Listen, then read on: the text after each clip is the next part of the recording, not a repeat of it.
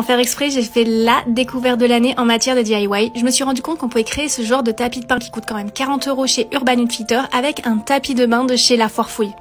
En fait, c'est simple, c'est le moment de sortir ces stocks de laine qu'on n'utilise plus. Sinon, vous en avez aussi des pas chers à La Foire Fouille. Et je vous promets, c'est pas sponsorisé. Et il vous faudra une punch needle avec une aiguille assez longue. C'est pour ça que je l'ai retiré de son support. Et j'en ai trouvé aussi chez Amazon. Il faut maintenant aller sur un logiciel comme Photoshop par exemple. Vous écrivez la phrase que vous voulez. Donc vous pouvez personnaliser votre tapis, c'est ça qui est cool. Et vous allez imprimer toutes les lettres. Les coupes, on les met sur l'envers du tapis et les lettres sont aussi à l'envers. On trace les contours de chaque lettre. Après, il faut préparer son punch needle et je vais insérer le fil. Et je commence à broder sur l'arrière du tapis en suivant les contours de la lettre.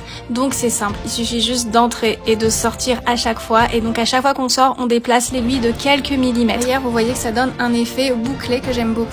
Vous remplissez toutes les lettres avec des couleurs différentes. Et maintenant, je vais mettre des pompons de chaque côté. Donc avant, j'ai fait des trous avec un découpe-fil et je vais insérer mes fils et je vais les passer avec un crochet pour créer un pompon. J'ai fait tous mes pompons, je les colle avec du pistolet à colle et je vais mettre par contre sur les lettres à l'arrière de la colle à tissu pour bien tout fixer quand je vais passer mon tapis au lavage.